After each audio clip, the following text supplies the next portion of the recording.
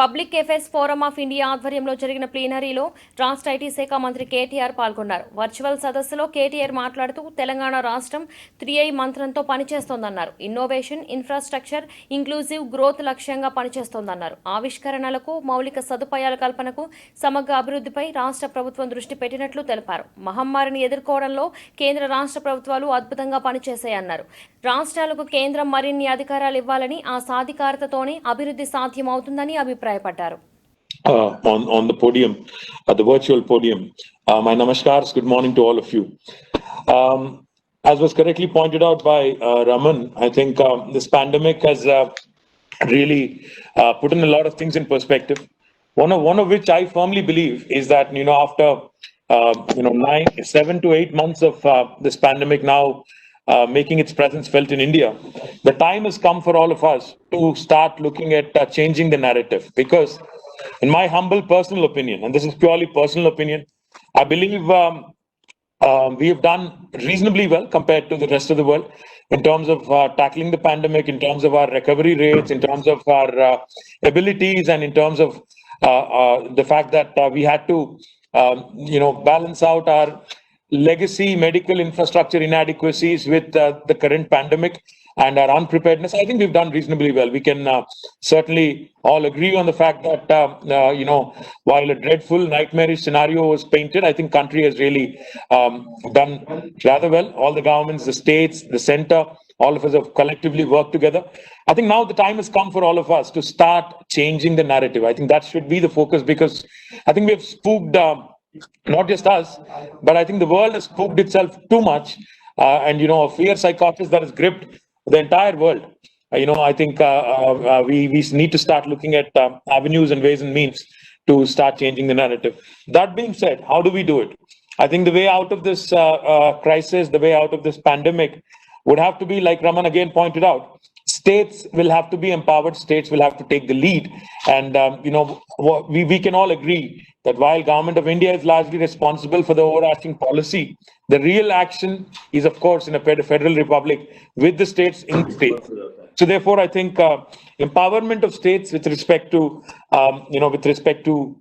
economic activity and further expansion in terms of industrialization shall be the key. In fact, Honorable Prime Minister had asked us last year as to what needs to be done. He had called all political parties and presidents of all political parties. On the 19th of June 2019, I was fortunate enough to attend that meeting on behalf of my political party. And I had only told him three things. I said, sir, 75 years of independence, and India, if it really has to reinvent itself, I think the 3I mantra is the key. Innovation, infrastructure, inclusive growth. I think that's what we ought to be looking at even now.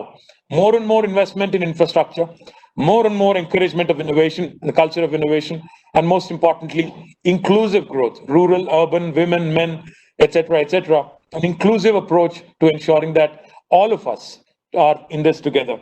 Now, coming to my state, the youngest state in Indian Union, the state of Telangana, we've been fortunate to have a very decisive leader leading us. Honorable Chief Minister Shri K. Chandrasekhar Rao is one of the most decisive and progressive leaders in India today. He's in fact led from the front on many accounts. And he, in fact, believes in one simple mantra when it comes to industrial relations. He believes in the mantra of trust and respect. We are the first state in India to have introduced a self-certification program for our investors. So an investor can self-certify themselves as being in compliance with the law of the land and can start their construction activity or can then start their business on day one without any clearance from the government. This is the first of its kind benchmarking policy that we have come out with about 6 years ago.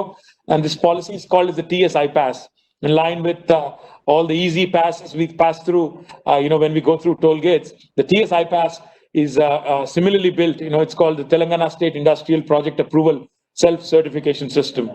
In the last 6 years after this policy has been launched, we are fortunate that we've been able to attract $28 billion of investment.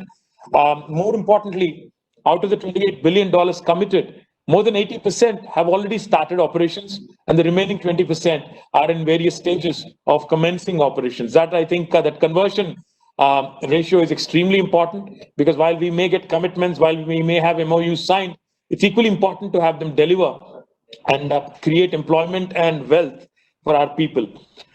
More importantly, in fact, I'm extremely proud and happy to share with you that out of these $28 billion of investment, 23% have come from our existing investors. This is typically a number which most states do not measure and monitor, because it's very, very important to have your existing investors happy, because they can then be your biggest brand ambassadors across the world.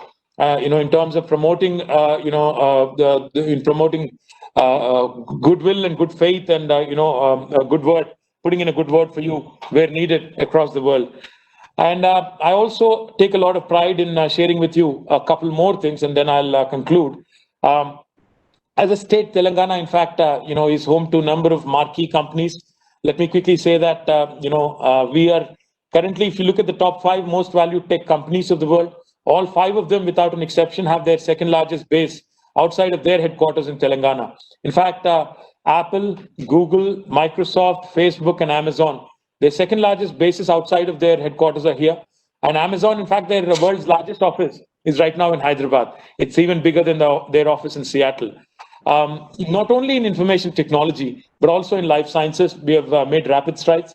Today, Telangana accounts, because we are in the middle of this pandemic, let me point out, we account for more than 35% of the country's bulk drugs and pharmaceutical manufacturing. In fact, let me also share with you, we are currently the vaccine capital of the world, because the world is talking about vaccine.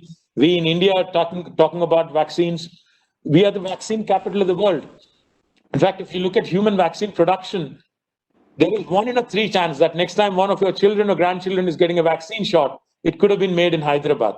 And let me also quickly point out, not only in life sciences, we also have made our share of have had our share of investments in important sectors like aerospace and defense. I can go on about different sectors, but what I really pride my state doing is, we not only attract investment, we also ensure that we handhold, and we have an industrial relations department which does the handholding even through the course of any further problems that might come up, any further issues that might come up during the commencement of operations and thereafter as well. The last 2 things I'd point out, Telangana has done something significant. We, in fact, talk to our investors and we tell them also that when they have issues that we need to take up with the Delhi government of India, we actually act as an advocate for our investors. We in fact advocate their much needed policy inputs, and we take their much needed policy inputs. We parley with the government of India's key leaders, and we also insist that this is in the interest of the nation, interest of industrialization and employment creation for the nation. And therefore, a lot of our investors have also been extremely comfortable working with us. And the last point I'd like to make, where Telangana again has done something truly significant, is we've created an arm called as Invest Telangana in the lines of Invest India, where we've been able to bring in significant number of people from private sector through a lateral entry, giving them key positions.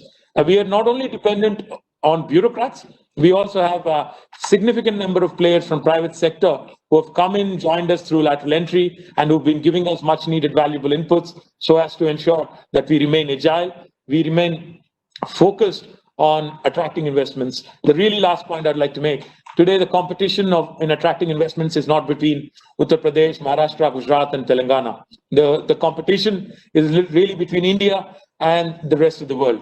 So while we compete as states within India to really attract investments, it's equally important for us to remember that we also have to elevate our game, elevate our pitch at the national level as well, in trying to compete with countries as they move away from China and also other large manufacturing nations. I thank PAFI for this wonderful platform that they've created, and I look forward to hearing from other colleagues as well. Thank you.